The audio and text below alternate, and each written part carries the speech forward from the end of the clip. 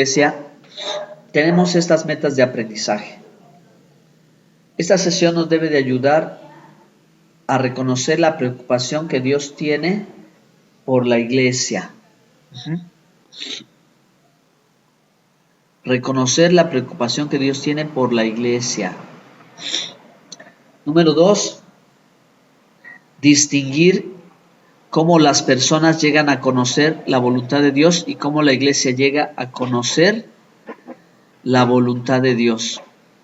Número 3, aplicar a su propia iglesia las instrucciones bíblicas en cuanto al compañerismo en la congregación. Y número 4, demostrar amor por su iglesia mediante la oración por esta y sus líderes.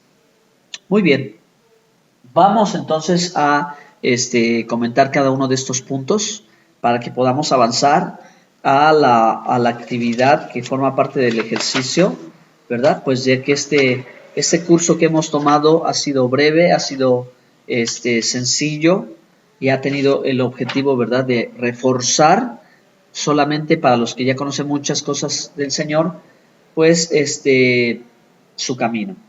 Entonces, número 1, reconocer la preocupación que Dios tiene por la iglesia. La pregunta muy sencilla sería, ¿Dios está preocupado por la iglesia? Bueno, pues la respuesta es sí, realmente sí. La iglesia ha sido algo histórico, profético, práctico, espiritual, importante, porque Él la formó. ¿Ok? Está en toda la escritura. Nosotros entendemos, ¿verdad?, el inicio histórico de la iglesia desde el Éxodo, ¿verdad?, que habla acerca de los salir fuera, ¿verdad?, salidos de Egipto a la tierra prometida, y Dios sigue llamando a un pueblo, ¿verdad?, a salir del sistema, a salir del mundo, a salir, ¿verdad?, de su tierra, de su parentela, a salir de, pues ahora sí que del mundo, para vivir la vida en el Espíritu, ¿ok? Para vivir una vida espiritual, la vida en el Espíritu, la tierra prometida por el Señor para nosotros. Entonces, vamos a punto número 2, ¿sí? Mencionamos el punto número 2. Distinguir cómo las personas llegan a conocer la voluntad de Dios y cómo la iglesia llega a conocer la voluntad de Dios. Bueno, ya mencionamos, ¿no? Ya dijimos que muchas veces, la mayoría de los casos, la mayoría de las personas, pues al no leer la Biblia, al no orar, al no ir a la iglesia, al no entender los sueños, las visiones ni las circunstancias, pues no llega a conocer la voluntad de Dios. Pero algunas, ¿verdad?, bajo las circunstancias, es que comienzan a darse cuenta que algo no está bien, que necesitan corregir en alguna manera, que debe de haber algún cambio, y finalmente Dios las rodea, Dios las dirige, Dios las, pues ahora sí que las atrae con cuerdas de amor hacia el mensaje de la salvación, para poder precisamente encontrar los mecanismos que Él utiliza para hablar a la vida.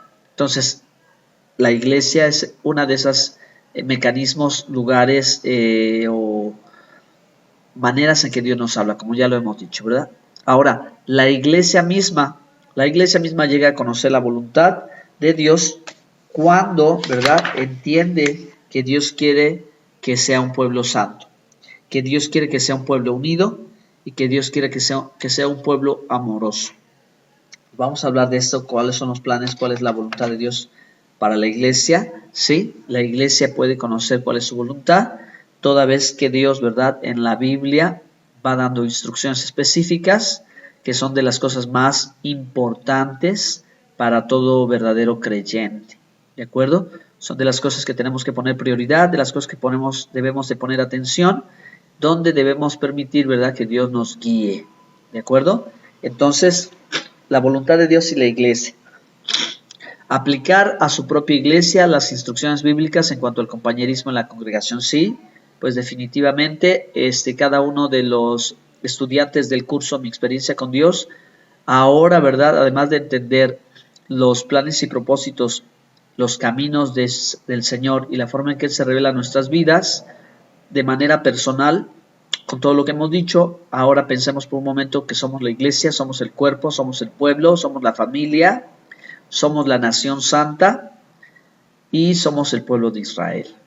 Entonces, como tal, como iglesia, como pueblo, como la novia del Cordero, fíjense cuántas ilustraciones, cuántas formas de decir lo mismo estamos mencionando que están en la palabra de Dios.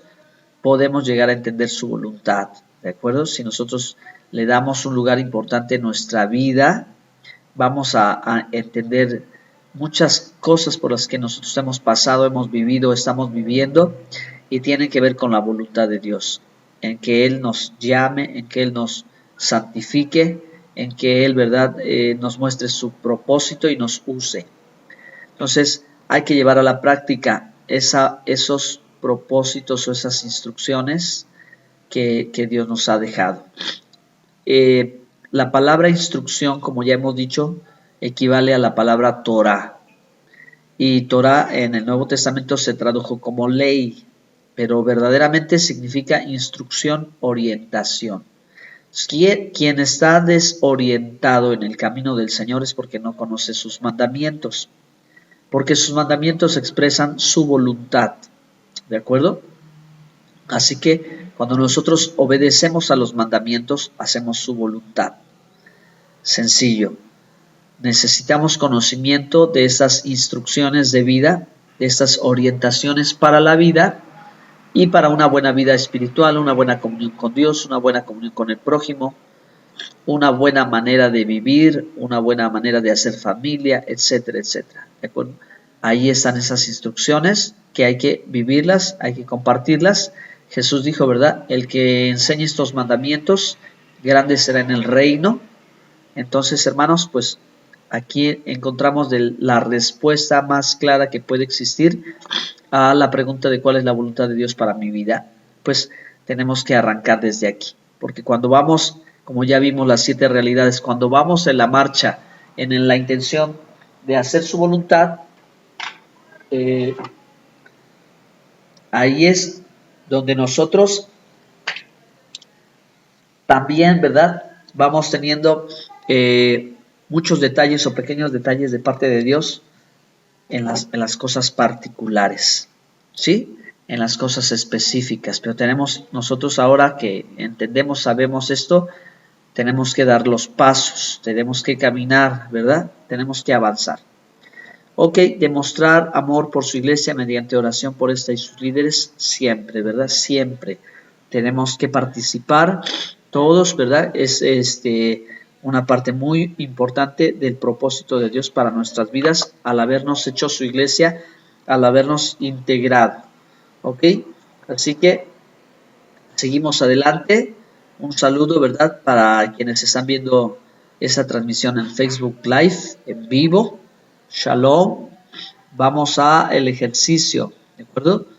Aquí vamos a estar presentado en pantalla el ejercicio de la clase número 10 del día de hoy. Vamos a mirarlo. Entonces, vamos a responder a la pregunta del inciso A. En un momentito voy a darles un poco más de información que viene en el material de estudio. Dice, en sus propias palabras escriba 3 pautas que Dios quiere en el cuerpo de Cristo. Muy bien, para eso vamos a darle lectura al material de apoyo y voy a leerles, ¿verdad?, los pensamientos principales y los resúmenes, ¿verdad?, del ejercicio de trabajo. Obviamente, quien requiera, ¿verdad?, de mayor profundidad, pues ya sabe que tiene material de lectura, material de apoyo en el grupo de Escuela Torah Emet, ¿de acuerdo? Allí está más materiales y todavía hay más material para profundizar más en cualquiera de los temas que desee. Solamente necesita solicitarlo y con mucho gusto se lo vamos a entregar. Entonces, vamos a contar una pequeña historia del autor.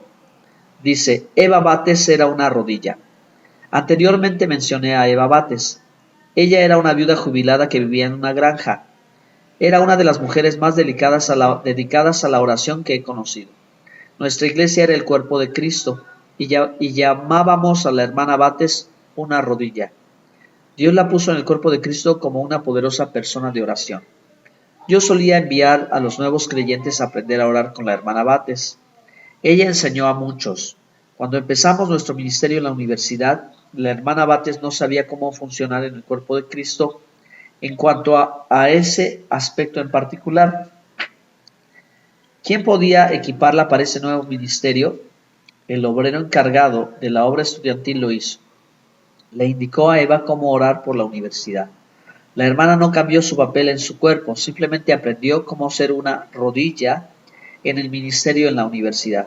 A los estudiantes creyentes se les decía, cuando vayan a hablar del evangelio con alguien o tengan una tarea particular en su ministerio, compártanlo con la hermana Bates. Ella orará por ustedes. Así fue que un estudiante llamado Wayne le dijo a Eva, el próximo martes hablaré con Douglas. ¿Orará usted por mí? Y ella dijo sí.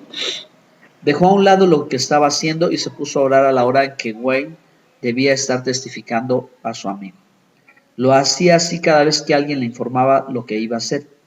Solo una mano estaba tocando los predios universitarios, pero el cuerpo entero estaba bien concertado y unido entre sí. Cada parte funcionaba en donde Dios la había colocado, de modo que esa mano pudiera ser eficaz. Como 3 meses más tarde, un joven pasó al frente durante la invitación. Tuve el gozo de informarle a la congregación, hermanos, este es Douglas, que acaba de entregarse a Cristo. Miré a la hermana Bates, que estaba conmovida y llorando. Nunca había visto al joven, pero por 3 meses había orado por él. ¿Quién ganó a Douglas para el Señor? Bueno, pues lo hizo el cuerpo. Entonces, pensemos y respondamos. Ahí pueden responder los que están aquí, ¿verdad? A través de la videoconferencia pueden ver las respuestas. Vamos a dar las respuestas ya. En sus propias palabras, ¿cuáles son las 3 pautas que Dios quiere para el cuerpo de Cristo? Número 1, que el pueblo sea santo y puro. ¿Sí? La primera respuesta es que Dios quiere que la iglesia sea, antes que solo el quehacer o el activismo o el mucho trabajo, Dios quiere que seamos. ¿Sí? Ser es más importante que hacer. Cuando una iglesia permite que se exprese la presencia y la actividad de Dios, un mundo que observa será atraído hacia Él. Y eso es lo que queremos, ¿verdad? Que el mundo sea atraído hacia Cristo, que todos lo vean a través de nuestras vidas. La segunda pauta es que Dios quiere que su pueblo muestre unidad, siempre, ¿verdad? Que sean uno en Cristo. Dios quiere que seamos uno en el Señor. Entonces, dice Romanos 12:5, así nosotros, siendo muchos, somos un cuerpo en Cristo y todos miembros los unos de los otros. Es importantísimo, ¿verdad? Que nosotros entendamos y tomemos nuestro lugar, ¿verdad? Nuestro papel como parte del cuerpo del Mesías, como el cuerpo de Mashiach, y como cuerpo implica no solamente el conocernos, sino el ponernos de acuerdo, ¿ok? Organizarnos, tomar nuestro lugar, eso es hacer el cuerpo, estar en el cuerpo, participar, ser solidario, tomar compromiso, y buscar cuál es su lugar, ¿sí? Cuál es su ministerio, cuál es su don, cuál es su llamado, cuál es su talento, cómo puede participar. Todos tenemos un lugar importante. La verdad número 3 es que en su pueblo haya amor de unos por otros. Perdón, la tercera pauta que tenemos, ¿verdad? Es que en el pueblo de Dios haya amor de unos por otros. Bueno, pues es fundamental, de verdad, que como hermanos en Cristo podamos amarnos. La iglesia funciona como un cuerpo, una unidad con muchos miembros participando. Haz de cuenta que vas caminando sobre las vías del tren. ¿Y cómo están conformadas las vías del tren? ¿Es solo un riel? ¿Son solo 2 rieles?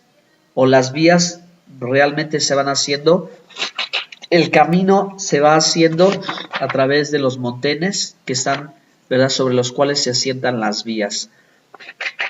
Si no hubiera, ¿verdad?, cualquiera de estos elementos, el tren no podría circular en este lugar. Todos son necesarios, ¿verdad?, pero no todos son indispensables. Tenemos que aprender que todos tenemos nuestro lugar y somos importantísimos para la congregación local como para todo el cuerpo de Cristo. Por lo tanto, ¿verdad?, necesitamos estar unidos, ¿verdad?, y estar concentrados en nuestro objetivo. Yo diría, ¿verdad?, que santo quiere decir distinguido, diferenciado o concentrado, ¿verdad?, sin distracción, enfocado, bien enfocado en la parte que Dios me ha dado que hacer dentro del cuerpo de Cristo. Bueno, pues estas son las 3 respuestas que tenemos. Quisiera leerles algunos pensamientos más para terminar la clase del día de hoy, que es, ¿verdad?, ya casi la clase final de este curso, solo 2 lecciones más y a trabajar nuevamente para cerrar este ciclo de estudios 2018-2019 y ahora finalmente ya tomar decisiones, ¿verdad?, para reorganizar por grupos de primer grado, principiantes, de segundo grado, intermedios y de tercer grado, avanzados. De aquí, ¿verdad?, lo que continúa ahora, ya que hemos caminado el puente del discipulado, pues ya una vez que cubramos estas materias o cursos, pues prepararnos para la carrera ministerial bien reforzados, en lo que acabamos de decir, ¿verdad?, el poder estar unidos y tener nuestro lugar en el Señor.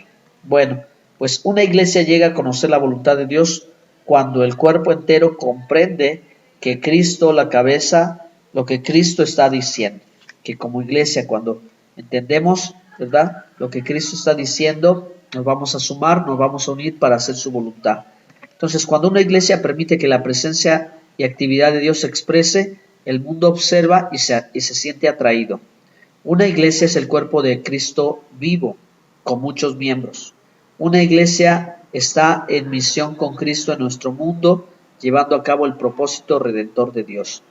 Dios quiere que su pueblo sea santo y puro, quiere que su pueblo muestre unidad y que los integrantes, que los creyentes se amen unos a otros. Ninguno solo puede conocer la voluntad de Dios para la iglesia local. La iglesia necesita oír todo el consejo de Dios por medio de los miembros. Al contar lo que Dios está haciendo,